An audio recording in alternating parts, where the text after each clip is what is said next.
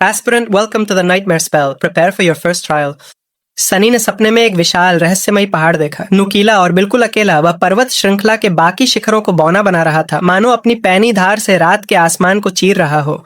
पहाड़ के एक ढलान पर एक पुरानी सड़क के अवशेष चट्टानों से कड़े प्रतिरोध के साथ चिपके हुए थे। सड़क के दाईं ओर एक सीधी और अभेद्य खड़ी चट्टान दीवार की तरह खड़ी थी और बाईं ओर अनंत काल का एक शांत काला समंदर था जो एक अंतहीन गहरी खाई का इशारा कर रहा था।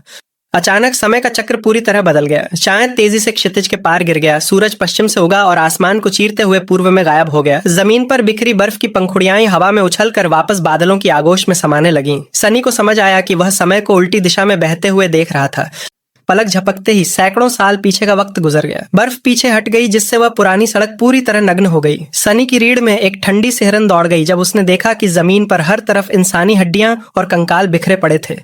अगले ही पल वे हड्डियां गायब हो गईं और उनकी जगह जंजीरों की खनक और चीखों के बीच पीछे की ओर चलता हुआ एक स्लेव कैरावान यानी गुलामों का एक लंबा काफिला प्रकट हुआ। समय की रफ्तार धीमी हुई, रुकी और फिर अपनी सामान्य गति में लौट आई। Aspirant, welcome to the nightmare spell. Prepare for your first trial. यह आखिर क्या बकवास है? एक कदम, दूसरा कदम, फिर एक और कदम। सनी के खून से सने नंगे पैरों में एक भयानक सुन्न कर देने वाला दर्द हो रहा था। सनी ने आगे पीछे देखा। सड़क पर एक लंबी जंजीर सांप की तरह बलखाती हुई आगे बढ़ रही थी, जिसमें उसकी ही तरह खोखली और बेजान आंखों वाले दर्जनों गुलाम थोड़े थोड़े फासले पर बंधे हुए थे। उसके ठीक पीछे एक चालाक और शातिर दिखने वाला शख्स अपनी घबराई हुई बेताब आंखों से फुसफुसाते हुए लगातार गालियां बक रहा था। परिस्थिति का आंकलन चाहे जैसे भी किया जाए, हालात सचमुच बद से बदतर थे। सनी पैनिक करने के बजाय हैरान ज्यादा था। आमतौर पर नए चुने गए एस्पिरेंट्स खुद को किसी योद्धा या विशेषाधिकार प्राप्त क्लास में पाते थे, जहां उनके पास लड़ने के लिए कम से कम हथियार तो होते थे। लेकिन यहाँ एक शक्तिहीन बेड़ियों में जकड़े हुए और पहले से ही आधे मरे हुए गुलाम के रूप में शुरुआत करना किसी बुरे सपने से भी बदतर था। लेकिन स्पेल जितना बड़ा चैलेंज देता है उतना ही बैलेंस भी बनाकर रखता है। जैसे उस बूढ़े पुलिस वाले ने कहा था, ये ट्रायल्स लेता है, मौत की सजा नहीं। चलो देखते हैं इसे कैसे एक्टिवेट करते हैं। जैसे ही उसने फोकस किया, उसके सामने हवा में चमकते हुए रश्मई रून्स तैरने लगे। एक बार फिर, हालांकि वह इस प्राचीन वर्णमाला से अनजान था, लेकिन इसके पीछे का अर्थ उसके दिमाग में बिल्कुल साफ था। उसने जल्दी से अपने एस्पेक्ट को बताने वाले रून्स को ढूंढा और उसे देखते ही उसके चेहरे के सारे हाव भाव उड़ गए। क्या ये क्या बकवास है? Aspect description. एक गुलाम एक बेकार और अभागा जीव होता है जिसके पास बताने लायक कोई स्किल या एबिलिटी नहीं होती। एक टेंपल स्लेव भी बिल्कुल वैसा ही होता है, बस फर्क इतना है कि यह बहुत दुर्लभ यानी रेयर है। सनी बिना एक शब्द बोले उन रून्स को घूरता रहा। खुद को यह समझाने की कोशिश करने लगा कि शायद वह सिर्फ कोई वहम देख रहा है। वह सचमुच इतना बदकिस्मत नहीं हो सकता, सही ना? कोई भी एस्पेक्ट बेकार नहीं होता, बस मेरी ऐसी की तैसी। जैसे ही यह विचार उसके दिमाग में आया, वह अपने कदमों की लय खो बैठा और लड़खड़ा गया, जिससे उसके वजन के कारण जंजीर पर एक जोरदार झटका लगा। तुरंत ही उसके पीछे चल रहे उस शातिर शख्स ने चिल्लाकर कहा, कमीने के बच्चे, देखकर नहीं चल सकता क्या? तुम नीच स्वर, मैं तुम्हें जान से मार डालूंगा। सनी के आगे चल रहे चौड़े कंधों वाले आदमी ने अपना सिर घुमाए बिना ही एक ठंडी हंसी हंसते हुए कहा, क्यों परेशान हो रहे हो? ये कमजोर वैसे भी सूरज उगने से पहले मर जाएगा। यह पहाड़ इसकी जान ले लेगा। कुछ सेकंड बाद उसने अपनी बात में जोड़ा, यह पहाड़ तुम्हें और मुझे भी मार डालेगा, बस थोड़ी देर बाद। मुझे सच में नहीं पता कि ये साम्राज्यवादी इंपीरियल्स क्या सोच रहे हैं जो हमें इस जानलेवा ठंड में यहाँ खींच लाए हैं। पीछे वाले शातिर शख्स ने हाँफते हुए कहा, अपने लिए बोलो बेवकूफ, मैं यहाँ जिंदा बचने का इरादा रखता हूँ। सनी ने चुपचाप अपना सिर हिलाया और दोबारा न गिरने पर अपना ध्यान केंद्रित किया। क्या लाजवाब जोड़ी है। अचानक काफिले में थोड़ा और पीछे से एक तीसरी आवाज इस बातचीत में शामिल हुई। यह आवाज बेहद सौम्य, शांत और समझदार लग रही थी। साल के इस समय में यह पहाड़ी दर्रा आमतौर पर काफी गर्म रहता है। हमारी किस्मत ही खराब है। इसके अलावा मैं तुम दोनों को इस लड़के को नुकसान न पहुंचाने की सलाह दूंगा। ऐसा क्यों? सनी ने अपना सिर थोड़ा घुमाया, उनकी बातें ध्यान से सुनने की कोशिश करने लगा। क्या तुमने इसकी त्वचा पर बने निशानों को नहीं देखा? यह हमारी तरह कर्ज, जुर्म या बदकिस्मती की वजह से गुलामी में नहीं धकेला गया है। यह पैदा ही एक गुलाम के रूप में हुआ था, एक टेंपल स्लेव सटीक रूप से कहा जाए तो।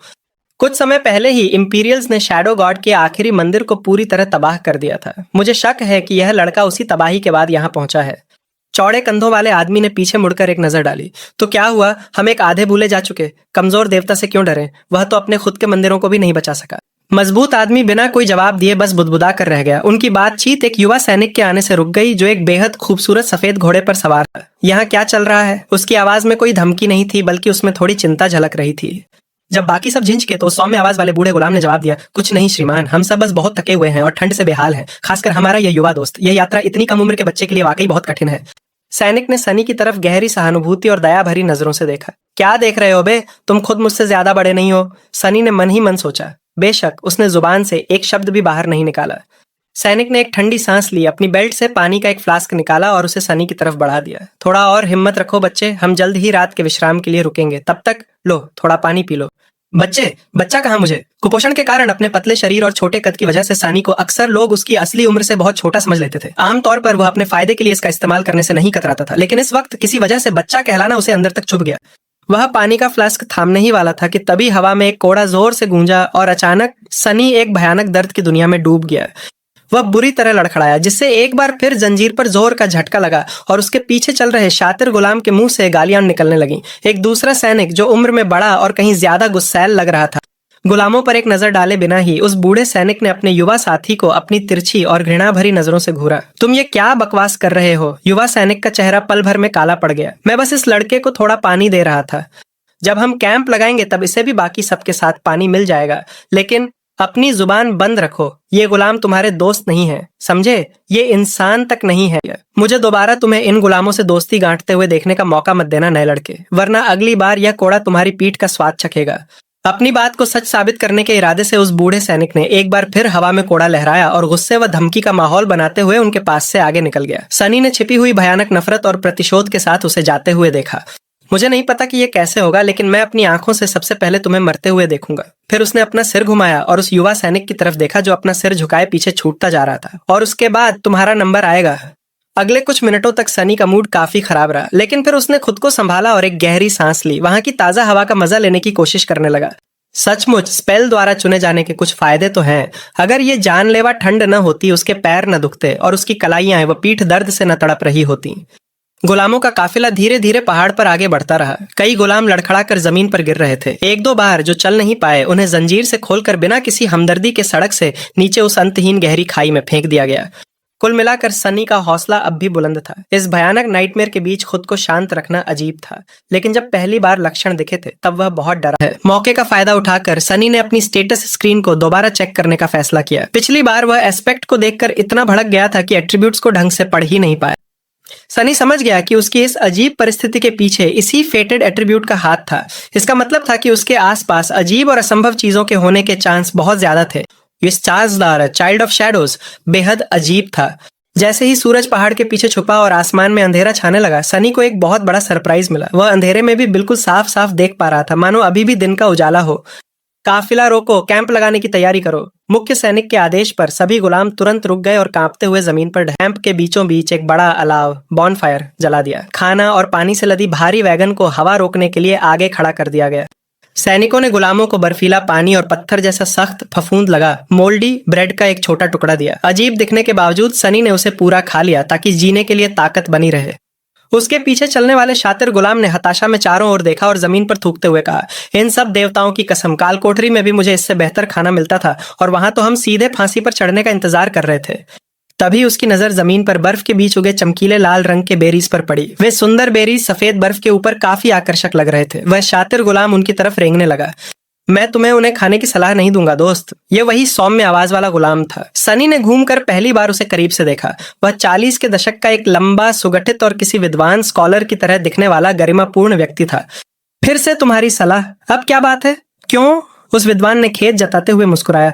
इन बेरीज को ब्लड बेन कहा जाता है। ये सिर्फ उन्हीं जगहों पर उगती हैं जहां इंसानी खून बहा हो, इसीलिए गुलामों के व्यापार मार्गों पर यह बहुत ज्यादा मिलती है। तो उससे क्या? बूढ़े विद्वान ने एक ठंडी सांस ली। ब्लड बेन जहरीली होती है। एक वयस्क पुरुष को मारने के लिए इसकी बस कुछ ही बेरीज काफी है। यह सुनते ही वह शातिर गुलाम झटके से पीछे हट गया।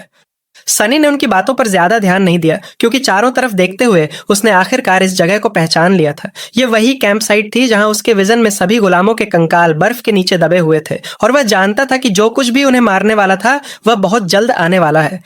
मानो उसके विचारों का जवाब देते हुए ऊपर पहाड़ों से एक गरजने वाली भयानक आवाज गूंज उठी, और अगले ही सेकंड आसमान से कोई विशाल डरावनी चीज सीधे उनके कैंप पर आ गिरी।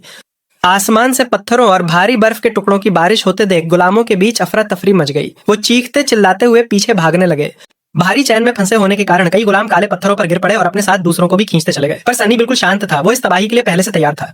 उसकी एट्रीब्यूट एनहांस्ड आंखों ने घने अंधेरे को चीरते हुए आसमान की तरफ देखा। सनी ने बेहद नाप तोल कर एक कदम पीछे बढ़ाया। ठीक अगले ही पल एक इंसान के धड़ जितनी बड़ी बर्फ की चट्टान सनी के ठीक सामने जमीन से टकराई और जोरदार धमाके के साथ बिखर गई। तीखे टुकड़े चारों तरफ हवा में उड़ने लगे। बाकी गुलाम सनी जितने फुर्तीले नहीं थे। लगातार गिरती बर्फ और पत्थरों की वजह से कई बुरी तरह घायल हो गए और कुछ ने तो मौके पर ही दम तोड़ दिया। हवा में दर्दनाक चीखें गूंज उठी।